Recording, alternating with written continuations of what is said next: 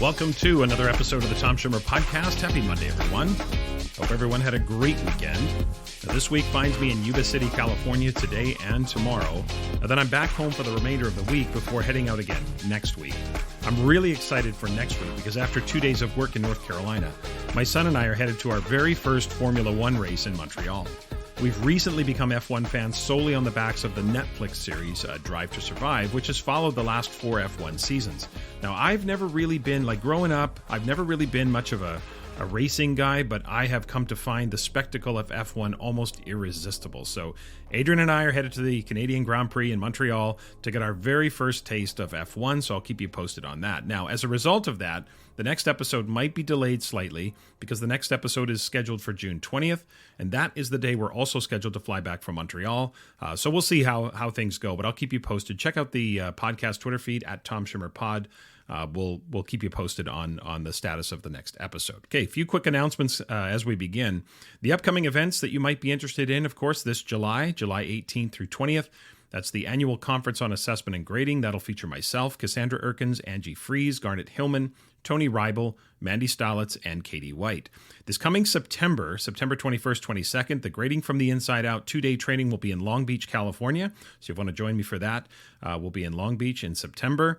And October 24th through 26th in Laval, Quebec, that's the Student Agency Institute.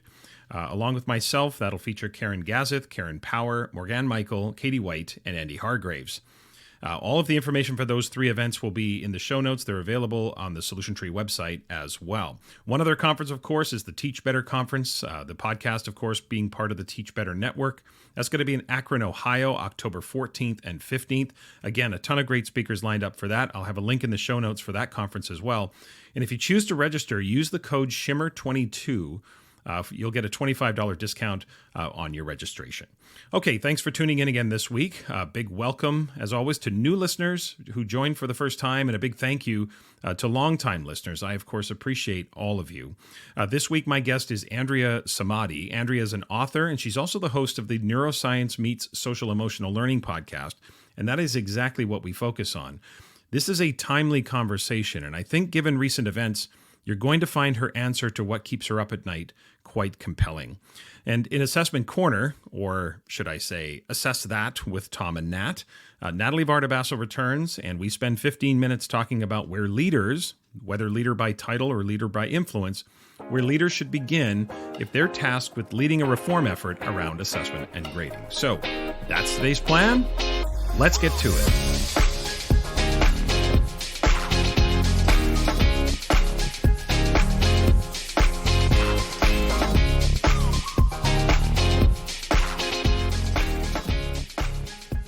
My conversation with Andrea Samadi is coming up. But first, don't at me.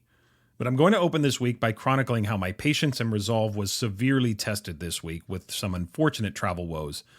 And I think overall I passed, but I have to tell you that in the 11 years that I've been now a full-time speaker and consultant, this past week was the absolute worst travel experience of my life, probably.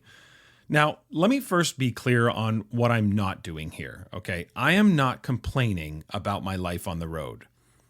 Look, it's not that there aren't challenges and it's not that there aren't times where I'm sleep deprived or delayed or whatever.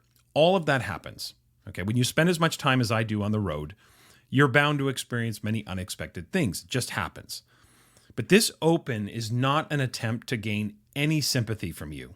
Okay, on the net, my travel experiences are usually pretty smooth, and the benefits of frequent traveling far outweigh the downsides, and every one of us who travels for a living knows it. That's why I cannot stand, again, this sounds familiar, these performative posts by people like me on social media when they talk about how rough the travel life is. The whole, oh, you want to travel for a living like me? Well, let me tell you what it's really like. The delays, the late night arrivals, the empty airports, the lost luggage. Just stop it, all right? If it's that rough and that awful, then quit. Do something else. You're credentialed, you're experienced. Do something else. Look, it's not that you can't feel frustrated or tired or angry or whatever, but these performative bullshit posts on social media about how my life isn't as glamorous as you think it is. While you rack up your frequent flyer miles, you get upgraded on first class almost every flight, and you enjoy your second glass of wine in the airport lounge. Spare me the woe is me kind of posts, okay? Look, expressing frustration, one thing, and we all experience it, and we're allowed to express that. But the whole, look how rough I have it posts are nauseating. So do us all a favor, just stop it. Now, here's what I am doing here. Like, I'm not asking for your sympathy. I love my job and I love the benefits that come from traveling. So I feel very grateful about my professional life. But here's what I am doing. What I am doing is reflecting on how circumstances in life test us. They test our character, they test our resolve, they test how we treat people. And I honestly cannot recall a time when I was more tested than this past week. Now, let me walk you through it. Okay, so fasten your seatbelts. You're about to go on this journey with me, so hang in there. Tuesday of last week, I worked in Deer Valley, Arizona. It was a great day, fabulous weather. The whole part about Deer Valley is just north of Phoenix. I think technically it's still in Phoenix, but the weather was fabulous. Great day, awesome. That night, flew to Dallas. I landed about 11:30 p.m. and because it's a 2-hour time change to Central Time, I didn't get to bed till 1 in the morning. But you know, whatever, that's life on the road. So Wednesday I get up and my colleague Mandy Stalitz and I meet for breakfast, and we're going to head off to the conference, which we're both speaking at. So we met for breakfast and got in the car and drove off to the conference. She and I together did the opening 45-minute keynote, and then each of us did an extended breakout session for each of the two groups, right? I did one group in the morning, one group in the afternoon, and she did the opposite group. After we finished the conference, Mandy and I drove to DFW, to Dallas Airport. Mandy was heading back to Bloomington Normal, and I was headed to another conference in St. Louis. Now, on our drive, there was a biblical thunderstorm that rolled through Dallas. Now, according to the people I talked to who were at the airport during the storm, they said it lasted about 20 minutes. So we got to the rental car spot. Mandy took her shuttle to Terminal B. I took my shuttle to Terminal C. I went to grab some dinner because it was a little bit early dinner, but I knew it'd be a little bit late by the time I arrived in St. Louis. So I want to get some food and just head off for the flight. So while I'm finishing dinner, I get the notification from American Airlines. And I don't normally fly American Airlines. Delta is my airline of choice. American just doesn't have a lot of options coming back to Vancouver unless you're flying to Dallas or to Chicago. So when I get my notice while I'm finishing dinner, it was sunny out and planes were taking off all over the place, but I got the notification that the flight was canceled. So I was a bit perplexed. And again, I found out later that over 200 flights in total, both flights coming in and flights leaving, were canceled. It felt like a lot for a 20-minute thunderstorm. That's probably a pretty typical event in Dallas. But anyway, it is what it is. Flight was canceled. So I need to rebook. I need to get to St. Louis for tomorrow. I get in line for customer service, and I can tell you with a straight face that this is the longest airport line I have ever been in my entire life. I got in line at 6:50 p.m. Central Time. Now, when I got in line, I immediately called American Airlines to see if I could rebook over the phone. I thought, well, I got to try both, right? Try customer service, try calling in. When I got on, I got a recording that said the callback time was between 60 and 90 minutes. I thought, okay, well, whatever. I'll wait in line and hopefully they can call me back and I can rebook before I get to customer service. I get the call back in 90 minutes.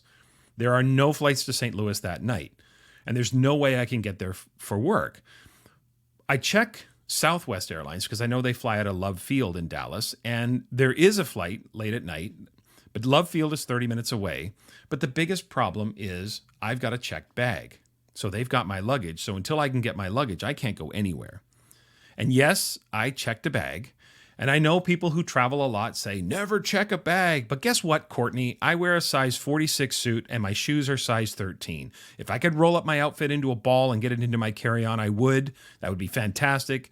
But when I'm gone for a week, I have to check a bag unless I don't want to bring any clothing. So I don't love checking a bag either, but sometimes you just have to. So spare me the travel tips, Pete. All right? Like, I got it. I understand it. Okay? All right. Forgive me, but I'm ranting a bit here. So I get in line at 6:50. I got to customer service at 20 minutes after midnight. That's right, 5.5 hours waiting in line. Now, the one little victory of waiting in line for 5.5 hours is that at my age, 54 years old, I did not have to use the restroom for that entire stretch. That's a win. Anyone out there who's around my age or older, you know what I'm talking about. That is a victory. I was actually kind of proud of myself for that one. It's the little things, people, that you got to take away. And during my time in line, I think I went through the 5 stages of grieving. I started with denial, like this cannot be happening, right? And then anger. It's like, this is bullshit. This was totally a cost-saving measure. They wanted to consolidate flights and save money on fuel, and they called it weather. We all saw the sunshine. Just weather means that they don't have to compensate passengers, so they used weather as an excuse and all that. Then I started bargaining, like, I don't care how, I don't know how, just get me to St. Louis. Then I hit depression. It's like, oh, my life sucks. And finally, acceptance. It's like, okay, well, I guess I'm not getting to St. Louis, so what's plan B? I'm positive I went through all 5 stages of grieving, right?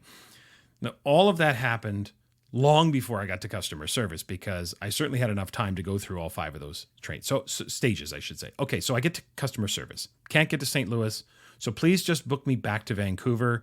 Friday was the first option. So I say, can I get my luggage? Can they pull my bag and can I pick it up? And the agent says to me, look, with all the cancellations, honestly, it's going to take 4 to 6 hours at least to get your luggage out. Once the new shift comes on at 3:30 in the morning, we should be able to get your bag out by mid to late morning. So I responded by saying, so if I come back around 11 or 12 o'clock tomorrow morning, my bag should be out? The agent says, yes. All right. So I head to my hotel. I booked a hotel while I was in line, probably about 4 hours into my 5.5 hour wait. I thought I better book a hotel room. Once I realized there was no way I'm getting to St. Louis, right? So I get to my hotel, I check in, I ask for an extra night now, because when I booked one night, but now I'm not leaving till Friday. They say an extra night, no problem. I'm here till Friday. I'll get my bags tomorrow. Just roll with it, bing, bang, boom, Bob's your uncle. Gotta roll with the punches. All right, Thursday. I get up at 9 o'clock in the morning. Because I didn't get to bed till 2 a.m. So I get up at 9 o'clock in the morning, I get a little bit of work done, I shower, I call my Lyft, off to DFW to get my bag. I arrive at the baggage desk just after 11 o'clock, and I tell them I'm here to pick up my bag. I show them my bag tag.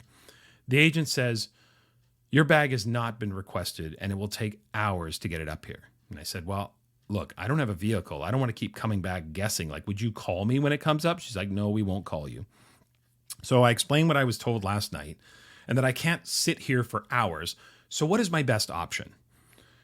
I don't want to go back and forth, right? So I just, I expressed a little frustration with being told one thing last night and now hearing another. The agent says to me, why don't we just redirect your bag to your new flight to YVR on Friday? I said, fantastic. I'm flying from Dallas to Los Angeles to Vancouver. I say, is there a better chance of my bag getting on those flights than me picking it up later? And she said, definitely. Like, what are your new flight numbers? So I gave her the new flight numbers. I showed her my itinerary, the whole thing, my locator code. Her fingers feverishly hit the keyboard, and she says, okay, done. Your bags will be on your Friday flight. I said, thank you. Whatever. I walked away. I thought to myself, okay, I'm going to wear the same clothes for 3 days. Not a big deal. So I head back to the hotel. I hit up CVS for some supplies. So I can brush my teeth, shower, etc. I do some work, a little bit more work. I watched game 1 of the NBA Finals, grabbed a Subway sandwich, and all right, this is my life for Thursday. So I wake up Friday morning. Friday morning, I head to the airport early because I wasn't sure what the lineups would be like because of all those cancellations, but it actually turned out to be not too bad. Now, if you know DFW at all, it's a bit of an atypical airport setup in that in most terminals, baggage claim and departures are on different levels, but at DFW, baggage claim and departures is on the same level. That's not normal, but here's why this matters. I get dropped off and I walk to the TSA pre-check security line, and I happen to pass by the baggage desk. And I walk by and I'm about 20 feet past the desk, and it hits me. I think, maybe I should just double check that my suitcase is going to be on my flight to Los Angeles and then to Vancouver. So I stop by the desk, I hand them my baggage tag, and I ask them to assure me that my suitcase has been redirected. The agent says to me, your suitcase is in St. Louis. And I'm like, what? Why in the world would my suitcase be sent to St. Louis? And the agent says, because that was your original flight on Wednesday. And I'm thinking to myself, I didn't say this, but I'm thinking to myself, I'm aware that my first flight was on Wednesday. You all canceled it. I didn't go to St. Louis, and you know it because you canceled my flight. I didn't say that, right? I just sort of said it in a way. I just said, like, I know that was my original flight, but my flight got canceled. So I had my bag rerouted to the new flight. And the woman at the desk yesterday assured me that that request had been put in. And the agent says, I don't see that request. The first thing for you to do is when you arrive at YVR is put in a request for your bag. And I said to her, but that would be 3 o'clock Central Time. If my bag is in St. Louis, why can't we put in the request now? Look, I need to speak to somebody. Like I asked to speak to the supervisor because this is 3 days in a row. I'm getting 3 different stories about my suitcase. Yes, I said I need to speak to a supervisor. I felt like such a Karen at that point, but I wasn't ranting and raving. I just said, look, can I talk to a supervisor? I just need to know why I'm being given 3 different stories on 3 different days. So I'm trying to remain calm. And I think I'm doing a pretty good job of it. I mean, I am frustrated. I'm not going to lie. I'm not sitting there in my zen, but I'm definitely frustrated. But I'm trying to keep my composure because this is 3 different stories on 3 different days.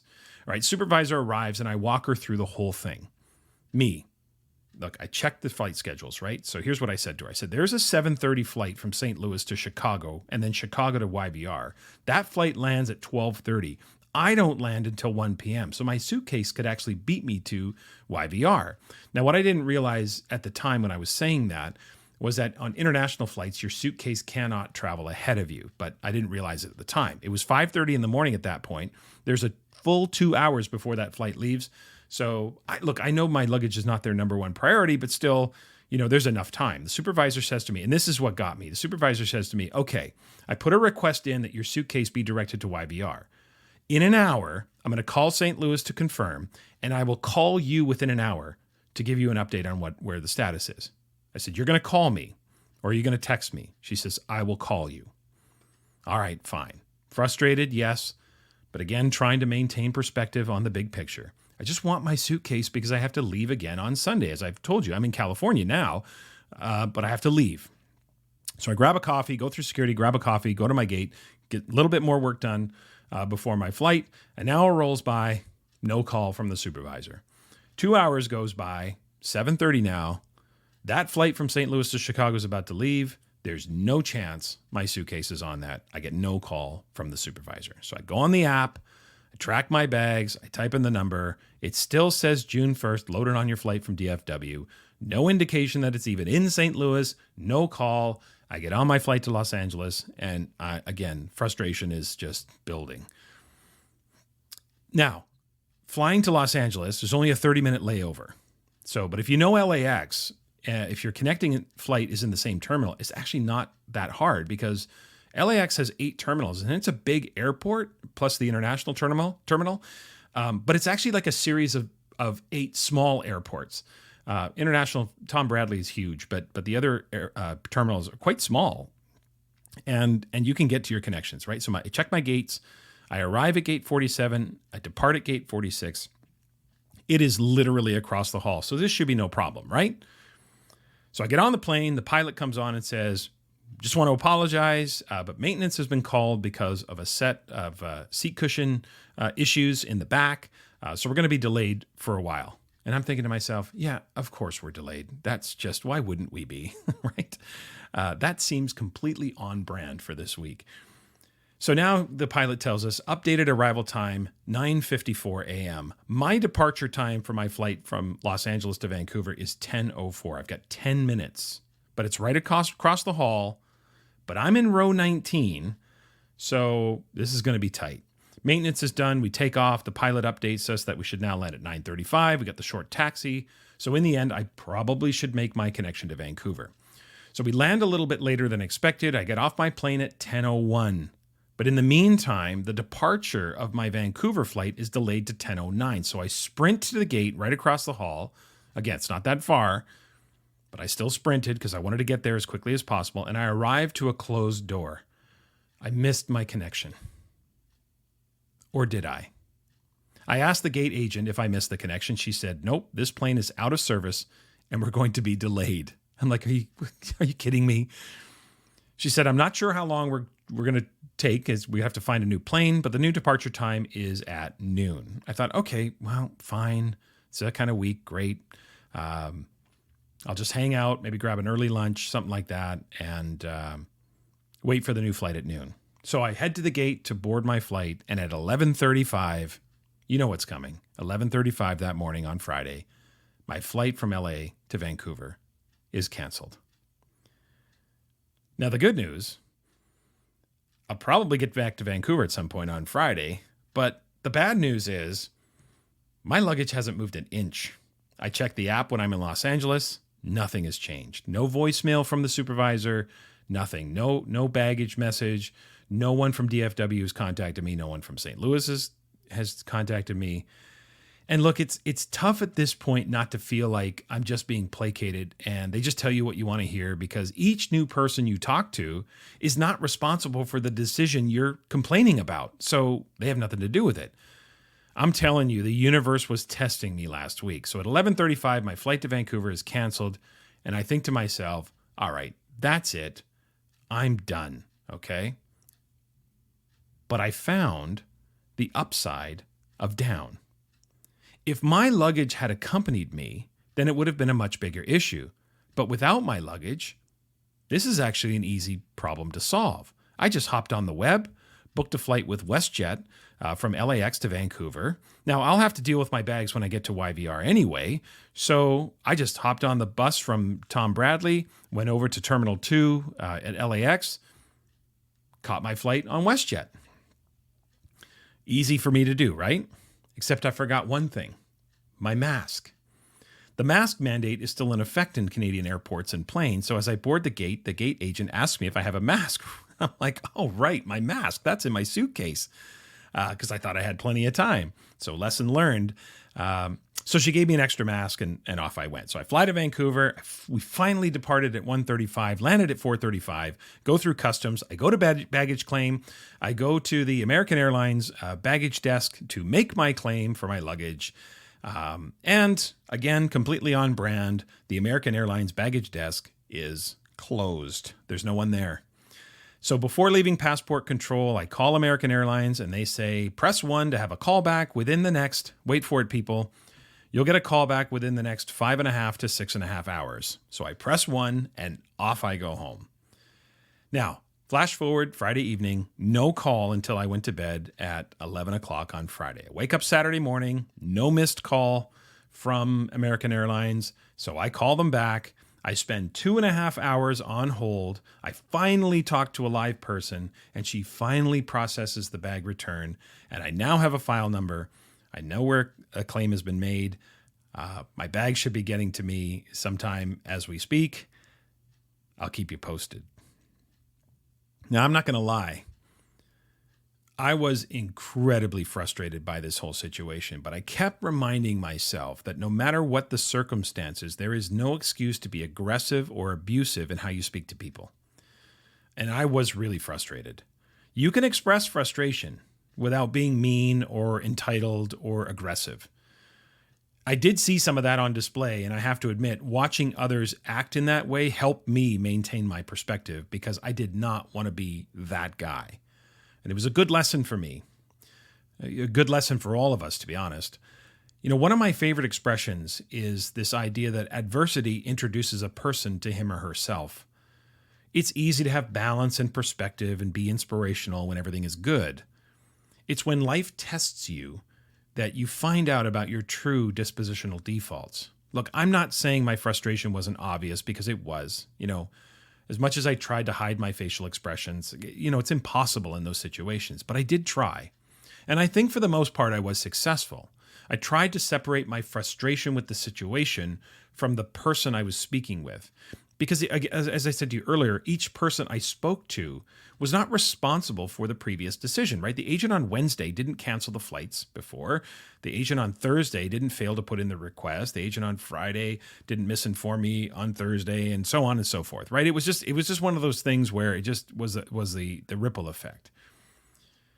Maybe that's the genius of the airline model. I don't know. They tell you something and they know you can't come back because you're either through security or it's the next day or someone else is on the shift, and who knows. I hope it's not as diabolical as that. And I sure hope those cancellations on Wednesday were not done to save money through consolidating passengers onto flights and fuel costs and all of that, and not having to compensate due to weather. It was a 20-minute storm and the airport never shut down for any extended period of time, so I still have my suspicions, but I sure hope it wasn't that diabolical. But listen, regardless of that, life is going to throw us these tests, and they really do provide us with an opportunity to grow, to gain perspective, or just understand who we are at the core. I'm not complaining because, as I said, the whole complaining about travel as you jet off to another cool city or warm destination is the stuff of privilege and self-indulgence, and it's nauseating. Part of what I love about my job is the travel. And you have to know, when you're on planes as much as I am, something is going to happen and you just have to deal with it. Yes, I did lose a day of work, and look, I'm not happy about that. That's never a good thing, because I was looking forward to speaking at that conference in St. Louis, but I had no control over the situation, so what am I supposed to do? I will say again that in the 11 years I've been a full-time speaker and consultant, this is hands down the worst travel incident or issue, whatever, that I've ever dealt with. So I'm still way ahead on the plus-minus ledger. I'm not trying to be overly philosophical here, but in these situations, I try to remind myself that I have to live with myself after the dust has settled on this issue.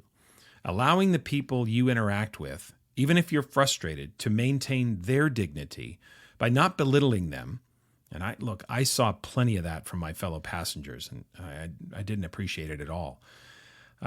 Just making sure that the people you're speaking with maintain their dignity and making sure you maintain yours. That, for me, is the critical underpinning of how we interact with one another during these types of stressful times. So for me, it's about maintaining perspective and trying to maintain, frustration with the situation, sure, but still remembering to treat people with respect. And the other thing that kept me in check the whole time, I was not going to go viral on TikTok.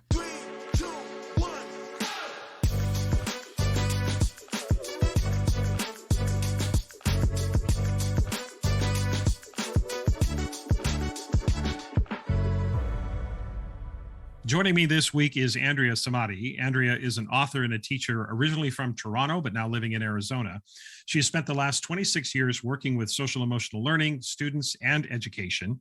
She is the author of the book Level Up, a brain-based strategy to skyrocket student success and achievement. And that book uses the latest research to help students increase their learning potential and access those aha moments that make learning memorable. In 2014, Andrea also created the program Level Up that consists of the book and over 60 online lessons and resources, and that was chosen by the Arizona Department of Education for a character and leadership grant to be used in Arizona schools. Andrea is also the host of the podcast Neuroscience Meets Social Emotional Learning. And that podcast has been listed as one of the best SEL podcasts in 2021 and a top 30 best neuroscience podcasts in 2022. Neuroscience and SEL is why I've invited Andrea here today in the podcast. So Andrea, welcome to the Tom Schimmer podcast. Oh, thanks so much. That was a great intro. You sound like a sports broadcaster or something, like all pumped up, ready to go. Well, I am fired up to talk to you because this connection between neuroscience, I appreciate that. Maybe we'll do some sports broadcasting sometime soon. The connection between neuroscience and SEL is one that has really intrigued me because I think sometimes we underestimate or we don't think enough about the connection to the brain and the way the brain develops. So I'm glad you agreed to join me today. And I really want to dig into the whole idea of the connection between neuroscience and SEL. But before we do that, let's start, for those who don't know you, let's start a little bit with your background, your resume. Tell us a little bit about your career so far.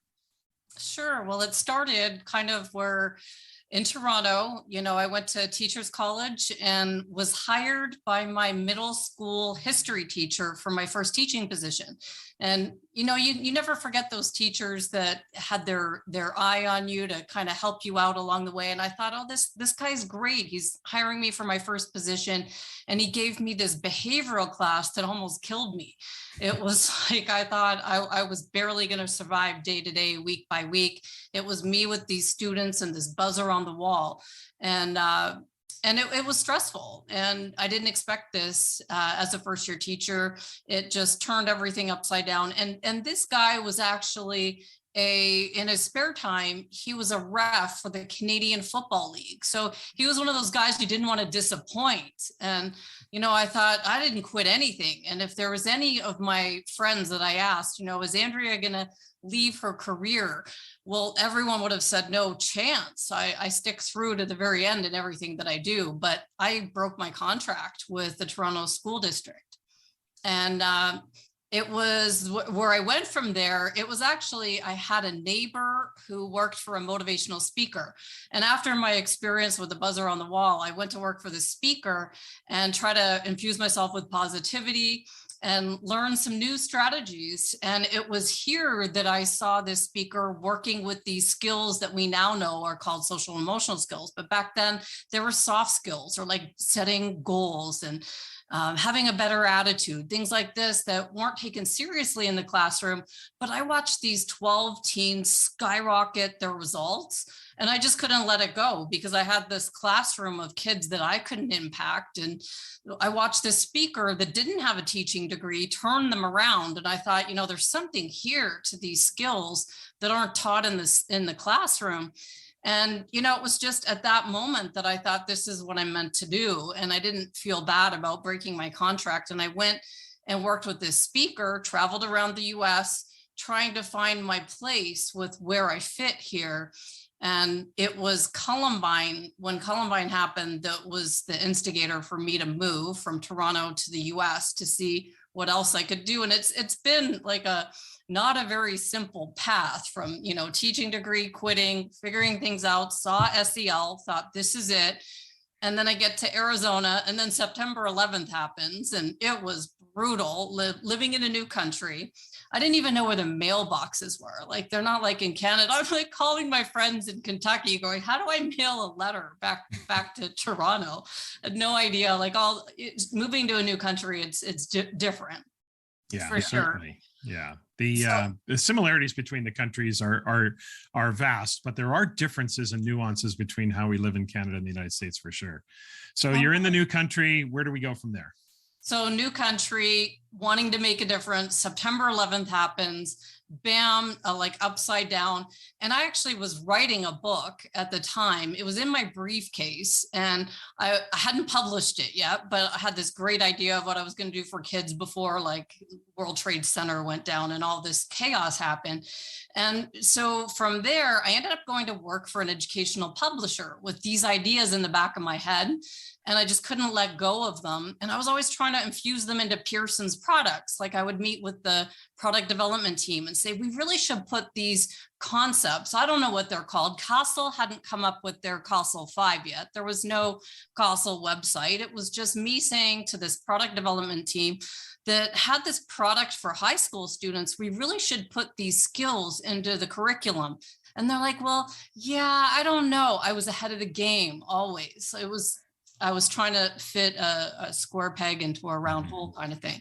And so I ended up, after I left Pearson, I thought I'm going to give this a shot. And I published my book and presented to Arizona Department of Ed for a character leadership grant, because there was only at the time one character program. Like, if everyone remembers Character Counts, it was like all across the US. And so I thought, well, I'm going to create a program, go in and add these SEL skills in.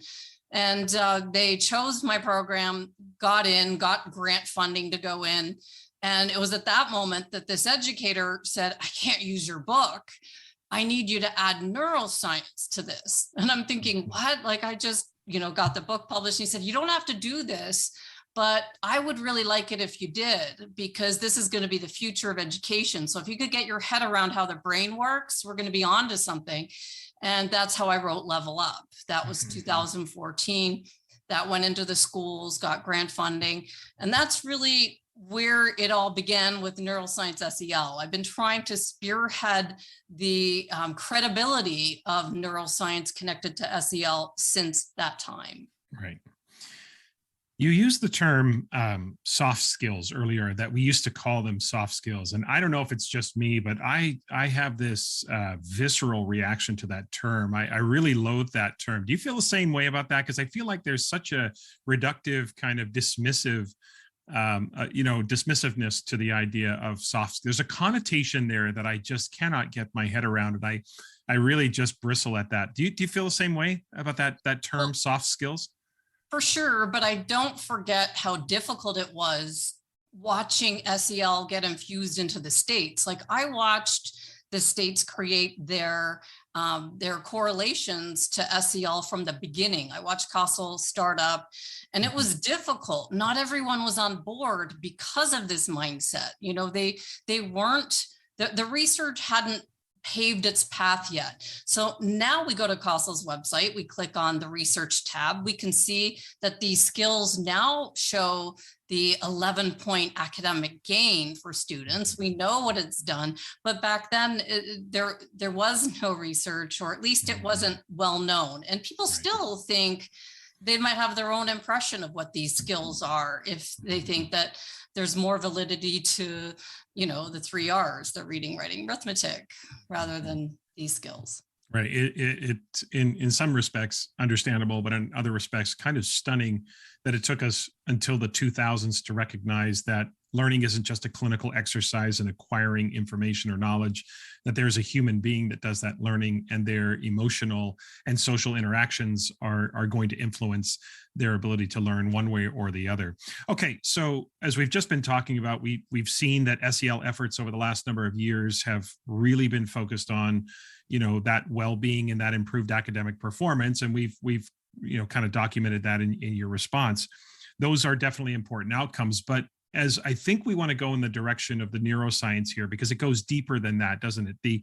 The research seems to indicate that a focus on SEL and specifically self-regulation really can impact brain development and the way that our brains sort of evolve. So what specifically happens to the brain as students develop their self-regulatory habits and those default dispositions? Sure. So let's go back to when I was a teacher in the classroom with my behavioral students, like just use that as an example.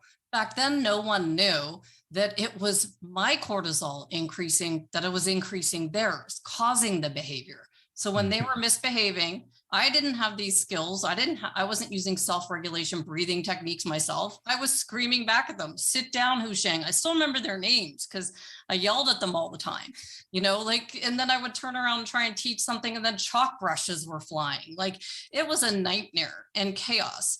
And it was all how I was handling it. Like, if you would have told me that, oh, it's all your fault, I would have said, no, what's wrong with these kids? And blame them, right? I didn't have the understanding of what my own cortisol was doing. The research wasn't there, but now we know. And so, you know, we can just go back to that. Their brains weren't regulated. And I had behavioral students. I didn't know what happened to them before they got to school. They had really difficult lives. And I'm hearing as I'm interviewing people that we've got poverty, we've got abuse. And the pandemic magnified this as we went into kids' homes with cameras. There are things that I heard the teachers saw that were like heartbreaking that we didn't see when we're in the classroom, because they can hide that and they can come into the classroom and you wonder why their buttons get pushed so quickly. It's because of the fact that every student has to be treated differently. They all have different brains. Their wires are brain differently. And then I started to study Lori Desautels. She's starting to train some of the educators in Butler University Teacher College on understanding how the brain works. And she started quoting Dr. Bruce Perry in a lot of her work. And so I started to study her work and, you know, understanding that we've got to calm the students' brains down. So we're talking about self-regulation. Well, they're not going to suddenly calm down. When I was in the classroom with the students trying to work with my character program, I had a difficult school, a school that was high poverty, but they were there to learn and they wanted to learn what I was teaching them. It was just sometimes someone would say something and the response of the teacher was usually, get out, Miss Samadi's teaching, get out of the classroom. And then that wasn't the answer, because then they miss what we're teaching. And so we've got to teach these kids ways to regulate themselves, which is not the usual reaction. So we created like an amygdala first aid station in this high school class. And the kids thought it was cool to step away and calm their brain. It's just a different way of thinking about it. Like if you think back to 20 years ago, no one ever asked you, what brain strategies are you using? I bet you didn't even connect the fact that you exercise to the fact that that's good for your brain. Like we just didn't have that knowledge. And then fast forward to the fact that Dr. Bruce Perry writes this book with Oprah, What Happened to You? It's understanding that every kid's brain is going to be different and they're all going to respond differently. Some kids' buttons might get pushed based on how you look at them or what you say to them or what perfume or cologne you're wearing. You could trigger them to burst into a big explosion in class based on something that you don't know because you don't know what happened to them. And it's all at the brain level. Right. The listeners, you'll recall that several months ago on the podcast, I used that same book, Bruce Perry, Oprah Winfrey, to talk and sort of think aloud around what trauma-informed assessment practices might look like in the classroom. And by no means do I consider myself an expert, but doing my own learning about that. Can we go back, though, Andrea, to something you said? Because I think some listeners might want some clarification on this. You said that in your history, you recognize that you said, I didn't realize it was all my fault. Now, you're not suggesting that students' misbehavior is all the responsibility of the teacher, that there is some, obviously the teacher is a massive influence on the context or the culture of the classroom, but where's that line? Where do you see that line? Because the students are human beings. They have their own brains, they make their own decisions, et cetera. So we're not I know you're not really suggesting that everything the students do wrong or misbehavior, that all that's the responsibility of the teacher, but can you clarify that for me? Oh, definitely. And that's a good question, because that is something that I recognized from standing in front of the students and then going and looking back. I wouldn't have thought that at the time. I would have thought, like, I've got this classroom and they gave me the worst choice of students, that Mr. Black had it out for me. I wouldn't have thought, but here's where it was. I know what I was doing, and I know I was boiling up inside. We only know what we're thinking. No one else would know. The guy standing next to me would think, oh, Andrea's really got her cool.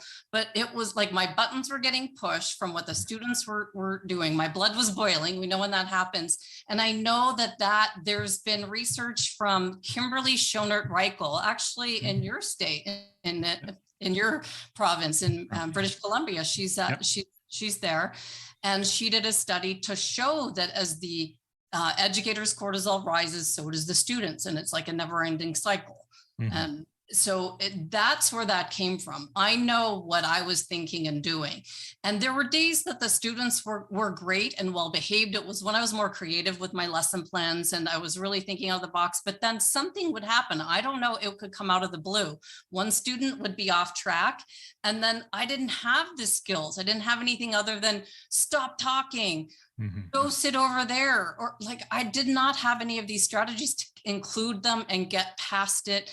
All these self-regulation strategies that we can teach them now. So I just know what I was doing. And for anyone else that's been in front of a difficult class, you only know what's going on in your head. No one else knows that. Right, for sure. And this idea of, I've often thought of, escalations of situations, behavioral escalations, et cetera, like a tennis match where until somebody puts down the racket, the match is going to continue. It's like, sit in your seat, and then they volley back to you and say, no, I don't want to do that. And pretty soon you're back and forth until one of us realizes there's certainly, I would subscribe to the assertion that the adult in the room has a disproportionate influence on the context and the behavior. I just wanted you to clarify that. I think it was important to get to that. So I'm also interested in hearing your perspective on this, because I think self-regulation is often talked about as this purposeful, sort of conscious, effortful kind of perspective that you just develop. Yet there is some research that I've read that says that that's only half the story, that our non-conscious, our automatic, our sort of,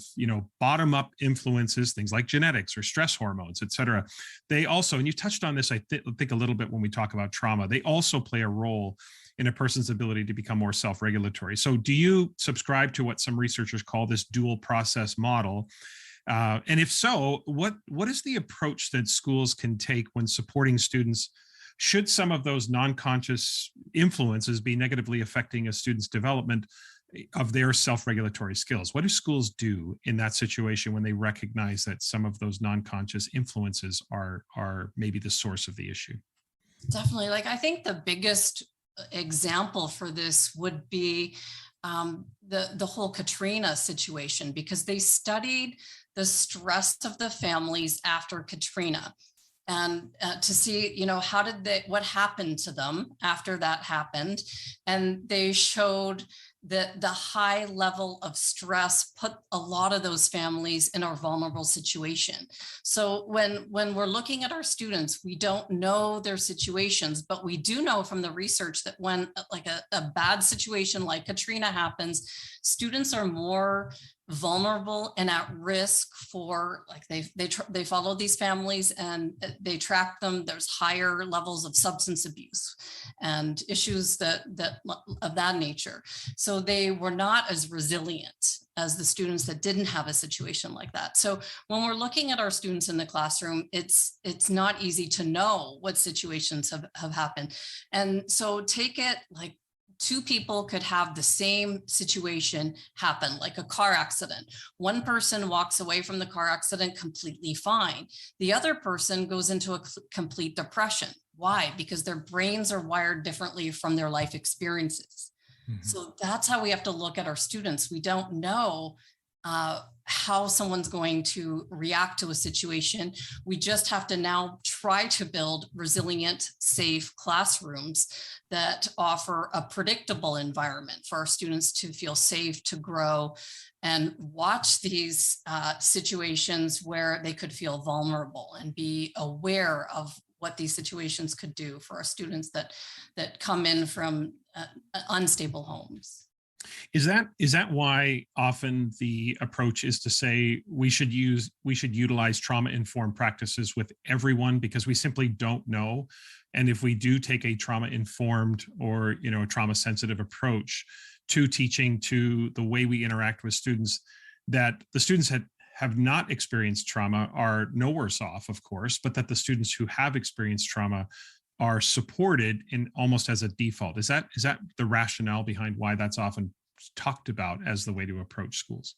Well, that's how I would do it, because you really don't know. And then there's the whole genetics, epigenetics. We don't know the family history, and there's a lot of research showing what's gone on with our grandparents, and prior history can also cause our buttons to be pushed and have unconscious, subconscious blocks in our lives. So all of this research, it's fascinating as we can dig into it.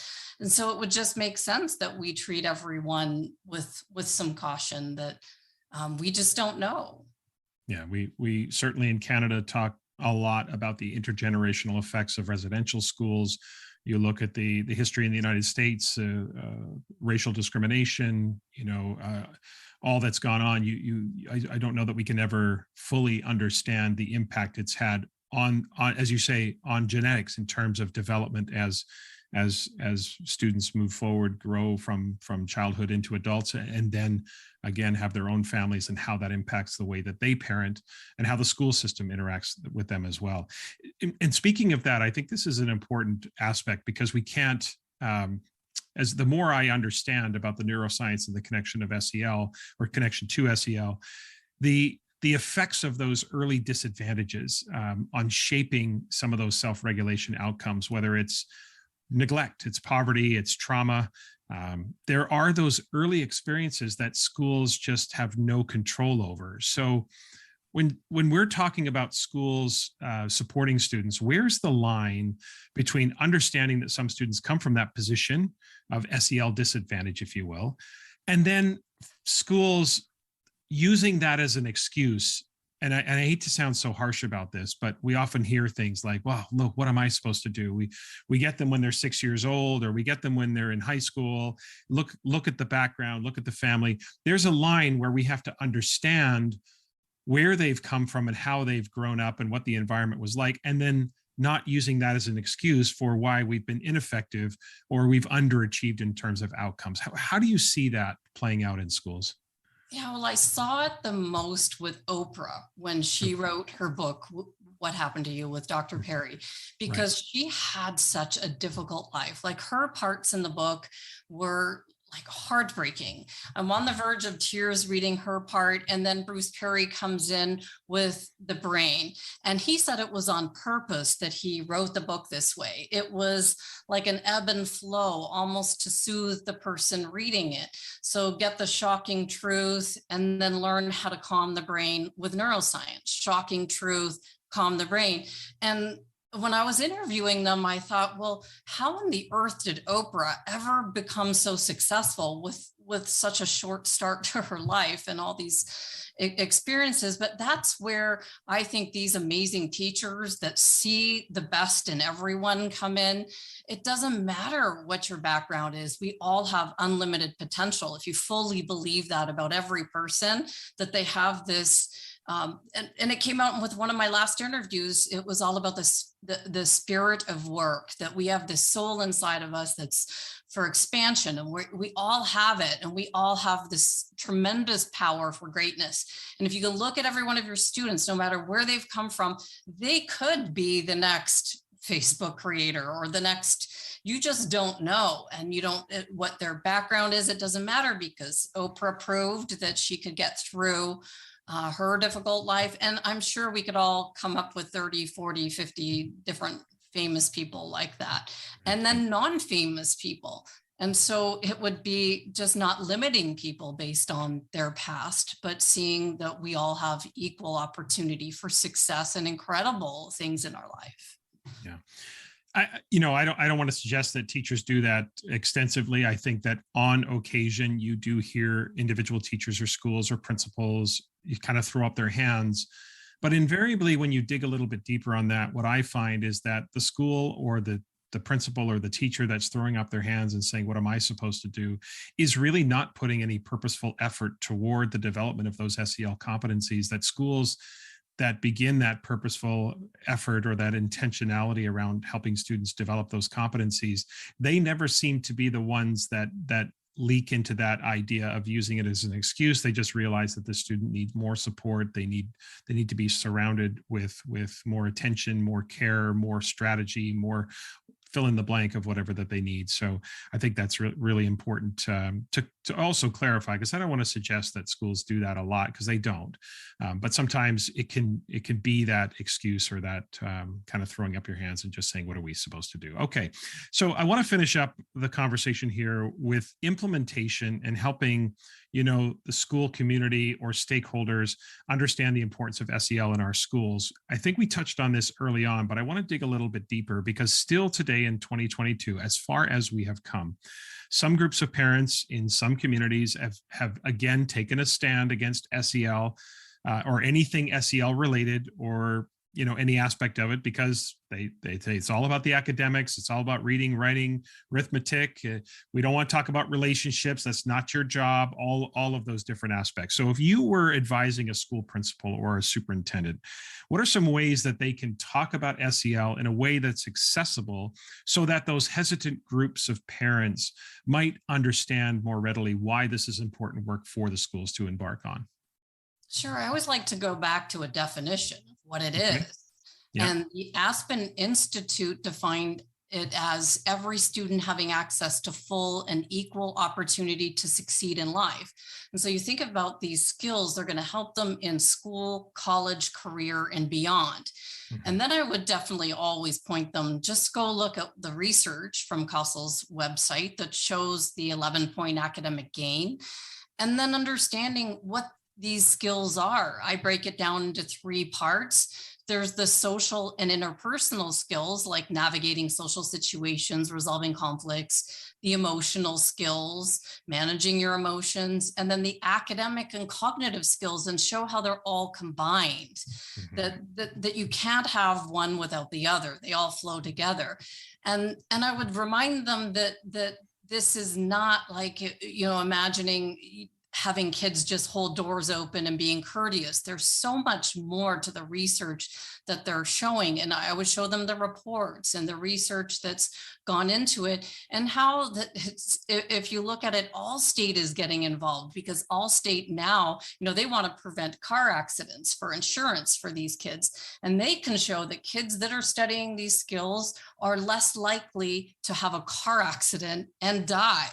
And so, that if you want to go that way, that these skills are life and death. They were teaching them skills that they're going to use now and forever to have a successful life in school and out of school. Yeah, I think that connection is important. The research is important. I think the idea of connecting it, not separating the silos of academic achievement and social emotional competencies, but showing the connection between the two. Because I've often said, and listeners, you'll have recalled, longtime listeners have heard me say several times, I don't think it's Maslow before Bloom's. I think it's Maslow through Bloom's. It's that academic link. We've had several guests on the podcast talk about that. Okay, so let's last piece here. Best advice for teachers to ensure. One of the concerns with any sort of effort is that we implement the light version, the idea that it becomes fluffy, and we don't really get to the important sort of substantive pieces of it. So how do we as teachers ensure that our SEL efforts don't just devolve into a fluffy experience, and that, something that feels good? We want substance, we want long-term impact. What are some of the things as a teacher that I should keep in mind as I think about helping my students develop these SEL competencies? Well, sure. We always want to go back to evidence-based, right? Like what's been proven to work. And that's the science. When we can connect the science to this, I think that's when we're going to get the results that are beyond the fluff. And anyone who starts to study the science of this, that's what I noticed with the podcast, that it becomes, you get excited about what you're learning when you're learning something new, and then you're seeing it making an impact on yourself and your students. It starts to snowball. And I think that's where you get past the fluff. There's no fluff involved when you're going into the brain. Like, we're going into the science of it. There's no room for fluff. Mm-hmm. It's got straight to understanding what the hippocampus is. How does the hippocampus impact memory? Well, what can we do that harms the hippocampus? Well, we don't get enough sleep. It's all science. And so and that's what this teacher was trying to get me to look at when he was saying, you need to add neuroscience to this. He just wanted me to go beyond where I was before, which I appreciate now, looking back. Back then I was like, oh, you don't like what I've done, but I can see what he wanted. As a school administrator, he wanted to move past the fluff and give him something that he could use that we could prove. Yeah, I think as you mentioned earlier, it's beyond just opening doors and being courteous and respectful. That is important because relationship skills are important and part of the SEL competencies, but it is more than that. And I think you're right. When you dig into the science, the brain development, you really can't go down the fluffy road with any of this work. Okay, 2 questions left as we finish up. These are questions I ask everyone who comes on the podcast. Really appreciate your time today, Andrea. This has been a fascinating conversation. The first one, you can take this in any direction you want. Does not have to be about SEL. It can be about any topic you want. But the question is quite simple. Educationally speaking, what keeps you up at night? With kids at home in my house, it's school shootings. Yeah. It's, why I moved to the US in the first place when Columbine happened. We had just launched a program for kids with that speaker, and we had made these pins to raise money and just raise awareness for kids and self-awareness. And I still have these pins in my desk. And there was Daryl Scott, the father of Rachel Scott. She was the first one that was killed in Columbine. And he was keynote speaking at this conference in Arizona. And I actually signed up to talk at one of the breakout sessions so I could meet him and say, this is because of your story. He's got a program for kids in the schools. This is what I'm doing, trying to make a difference. And so, just school shootings, kids, their future, we don't want that to ever happen again. That keeps me up for sure. Yeah, that would keep everyone up at night. It is interesting that you left Canada, came to the United States for that reason, when a lot of people would have gone in the other direction and have left the United States and would have, if they had the option, to move to Canada.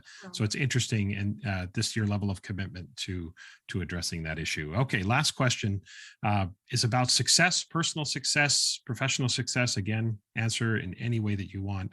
But the question is simple. If a random person stopped you on the street and asked you, what is your definition of success? How would you answer them? Well, this digs back to my time working in the speaking industry, because that was why people came to the seminars and why they paid thousands of dollars, because success is a puzzle for most people.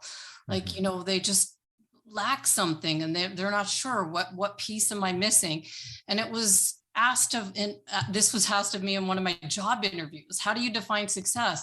And so I go back to Earl Nightingale's definition. It's the progressive realization of a worthy ideal. So it's progressive. It takes time. You know, it's not going to, where you're going, where you are now and where you want to go, it's not happening overnight. It's progressive.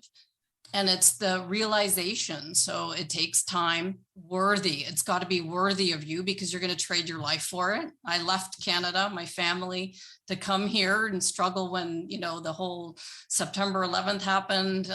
I thought a couple of times, well, maybe I should go back, and looked up my old department head. And he always said he'd hire me back, but I just thought I've got to stick it through, because this is a worthy goal. It's something that I want to keep doing. And then ideal, does it fit my identity of who I am? Something that I love, something that when times are difficult, and they did get difficult, am I going to stick it through and not give up? So it's progressive realization of a worthy ideal. And to me, that's your living success, no matter what you're doing. I think that is a fantastic definition of success and a fantastic way to close out today. Listeners, you can follow Andrea just about anywhere. On Twitter and Instagram, the handle is @Andrea Samadi. And Facebook and LinkedIn as well. Andrea's on Facebook and LinkedIn. Also, Andrea Samadi on YouTube. The website is www.achieveit360.com. And of course, the podcast that really everyone should subscribe to is called Neuroscience Meets Social Emotional Learning. Well, I'll have links for all of those social media accounts, websites, and the podcast in the show notes. Andrea, thanks so much for your time today. This was a great conversation. I really appreciate it. Thanks for inviting me, Tom. Thank you. This podcast is a proud member of the Teach Better Podcast Network. Better today, better tomorrow, and the podcast to get you there. You can find out more at teachbetter.com/podcast. Now let's get back to the episode. Okay, assess that with Tom and Nat. Welcome back, Natalie. Thanks, Tom. Great to have you back. Ready to dig into another assessment conversation. Again, as always, we'll put 15 minutes on the clock. We'll start that right now. Natalie, what's on your mind this week? Well, as you know, I left my job 2 weeks ago. So I've been reflecting deeply about my journey and where it started, where it ended. And I've been thinking a lot about beginnings and the idea that assessment's kind of having a moment right now. Remember, I was doing all that research on YouTube data the other day because, I'm Right. cool like that, and who doesn't? And assessment and the phrase formative assessment have this huge spike in searches over the last little while. So needless to say, I think there's a ton of schools and districts that are going to be going down the pathway of wanting to grow their assessment and grading practices, which begs a question, which I think is an important one to dig into a bit here. If you're a leader, and that could be a school leader like a principal, or it could be a learning leader or an instructional coach, but you've been tasked with growing your school's assessment and grading practices, which is a huge ask. Right. Where would you have them start? And no, you are not allowed to answer book Tom Schimmer. You can go first.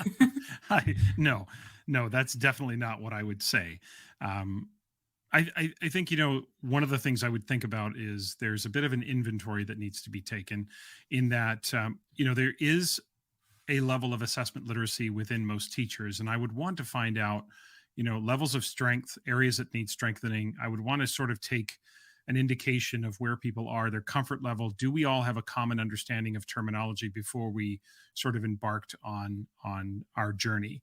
Once we'd done that, once we'd kind of taken inventory, and assuming that we were not further ahead in certain places, I think I would begin with clarity around what we mean by certain terms and what we mean by certain actions. I think as simple as it is, the formative and summative divide, and maybe not so much a divide, but the definition of formative and summative assessment are really important to understand, because it's once you misunderstand those terms and what it means to use evidence, and that's the key, right? Is to make sure that I would probably begin with an overarching idea that assessment is about using the information. Assessment is not about doing it. It's not about gathering. It's not about data collection, but that formative assessment is formative when it's used formatively, that an assessment is not formative just because you label it so. And summative is about how I use the information, though you can use summative evidence formatively, I suppose. But ultimately, I would begin with establishing some clarity and consistency and alignment with what we mean when we say certain things, so that once we understand those key terms and those key actions, then we can build from there. Yes.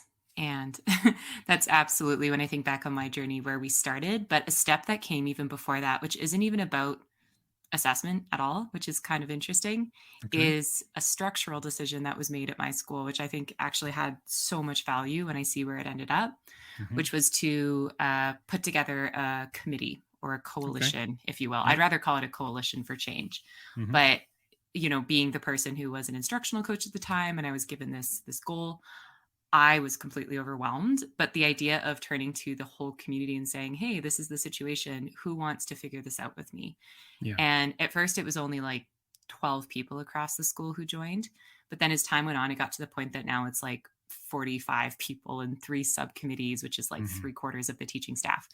But I think just a structural decision to build a team to say, let's dig into this together. And one of our first decisions was, we need to get clear on the terms we're using, because when everyone says formative assessment, they're talking about completely different things. So let's start there. But it all naturally kind of fed from there. And it was a team digging into it together, because assessment, you say this often, and I repeat it, is ubiquitous. And it crosses every single discipline and area that teachers work in. So no one person with their unique background has all the answers, because there's so many nuances to each discipline that you need a team approach to really figure out the next steps for everybody. Yeah, that guiding coalition, it reminds me, of course, of John Cotter's 8 steps for transforming your organization. And in fact, guiding coalition is step 2, because step 1 is creating a sense of urgency.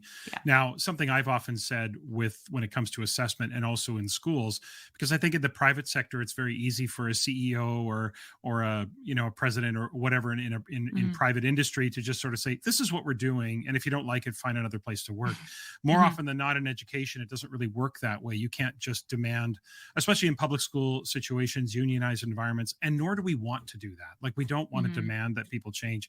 So for me, the balance with the Cotter model is urgency for the ideas, but patience for people, patience with people in helping them understand. And then once we have that guiding coalition, I like the idea of that team doing the heavy lifting and doing some of the exploration and never doing things in absence of the knowledge of the rest of the faculty, but doing some of the early sort of culling of research, kind of understanding this is the direction we want to go, or at least suggesting that that's the direction we go. And I'm sure having that, I do know that your guiding coalition, grew and certainly became quite large. But I think it's a good point about starting that coalition to create a team that's going to do some of that heavy lifting on behalf of the faculty. And on your point about urgency, which is such a good point, there are many people I've talked to who are in this situation where they're like, well, the urgency is that my district office has decided it has to happen next year. So here we are, we have to figure it out. And I would argue that even in those instances, there is still the opportunity to rally together. And maybe that is the urgency that everybody needs to say, okay, well, we'd rather not be thrown into a brand new grading system next year with absolutely no preparation. So how can we dig in and figure this out?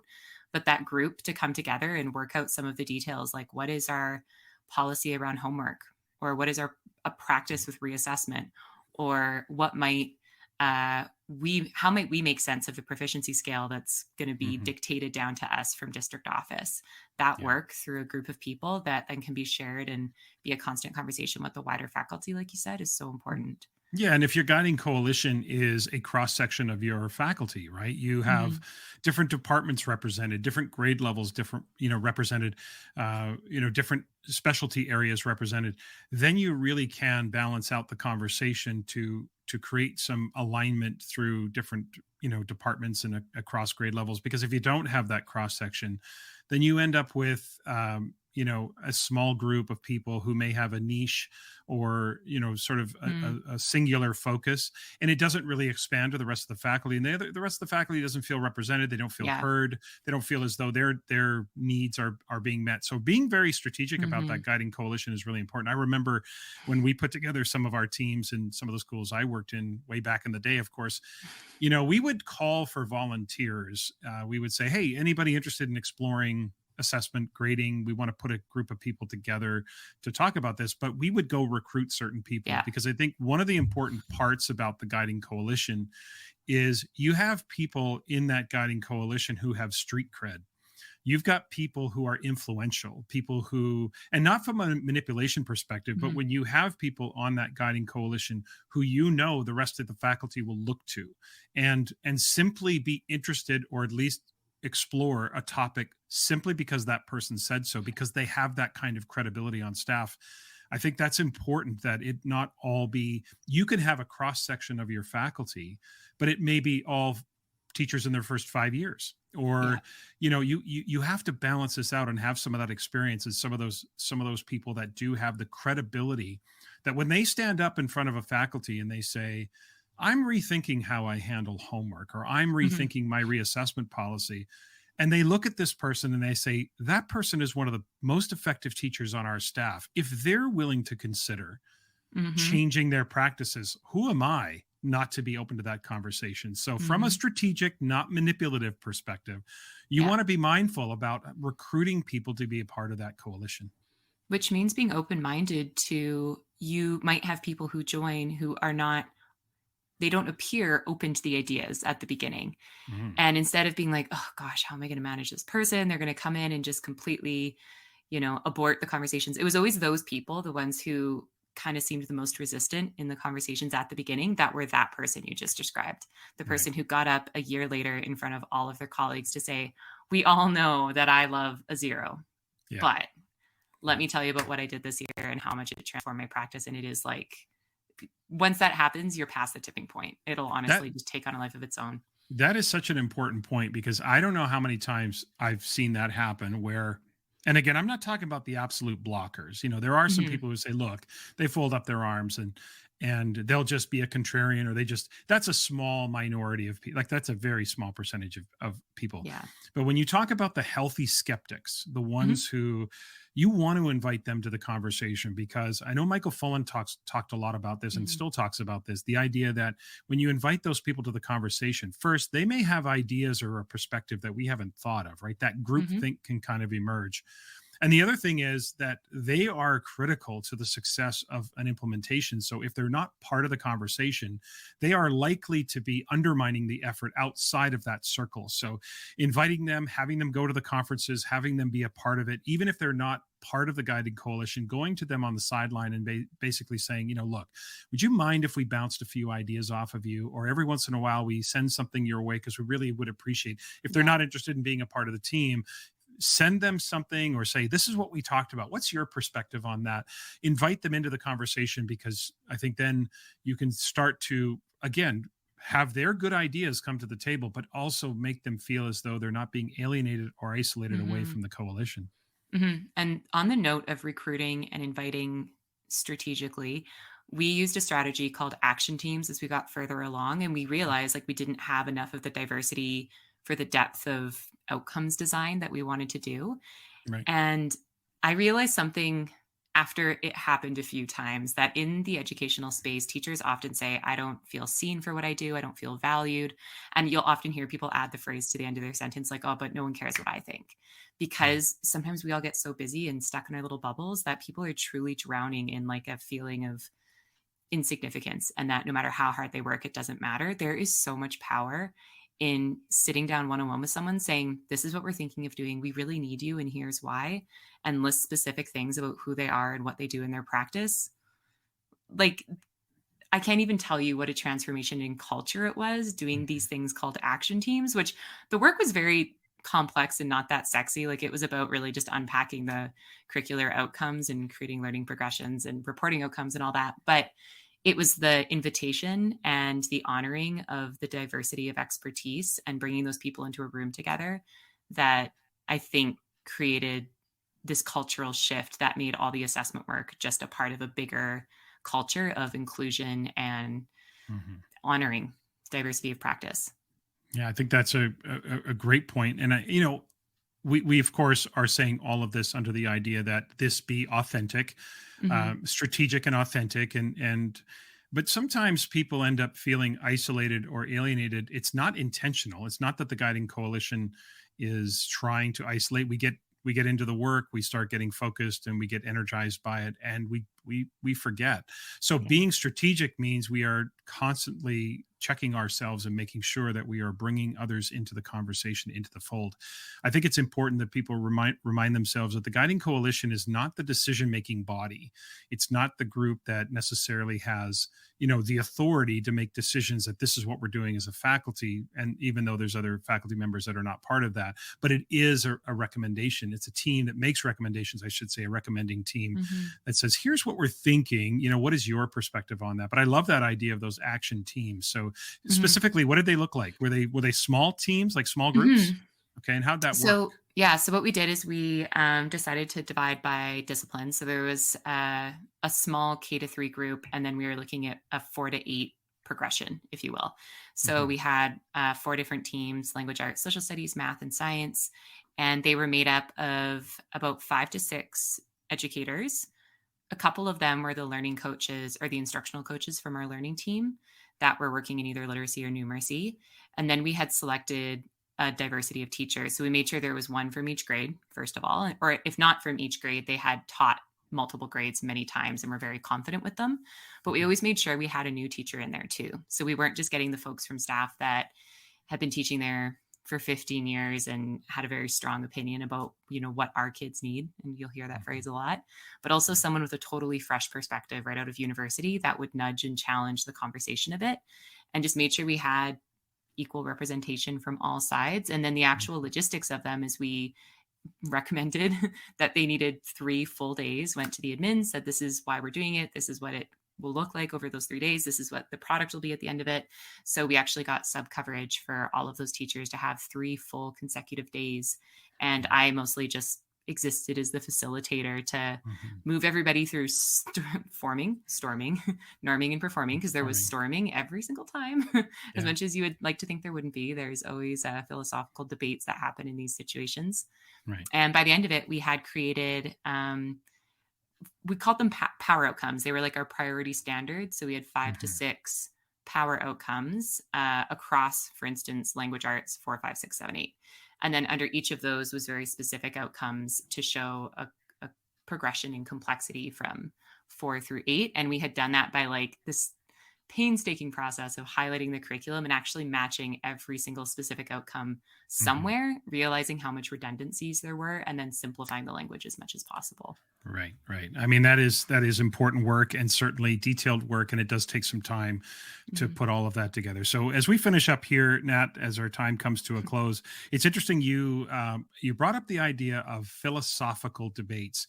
So I'm thinking that maybe next time we come back and we talk a little bit about where is there some philosophical positions that are afforded to us in assessment, and where are the non-negotiables? Because I think that sometimes we can get caught up in the philosophical debates, and yet there are some principles, PLE principles of assessment that we kind of have to adhere to if we want to ensure that how we're assessing is accurate. So next time, let's pick up on that idea of philosophical debates versus non-negotiables, and you and I can compare notes on what we think is that. But again, thanks for hanging out today, Nat.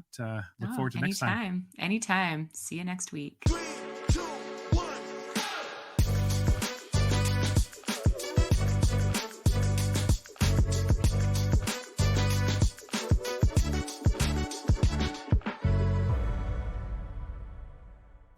That's it for this week. Remember to follow the podcast on Twitter, Instagram, Facebook, YouTube, and TikTok. You can also email the podcast, tomshimmerpod@gmail.com, if you've got questions for Natalie and I on Assess That with Tom and Nat this summer, or if you have any suggestions for the podcast or feedback for me about the podcast, any suggestions for guests, anything like that, would love to hear from you. Also, a reminder to check the show notes for the links for all of the upcoming professional learning events this summer and this fall. The next episode will be in and around June 20th in 2 weeks. I mentioned that in the opening.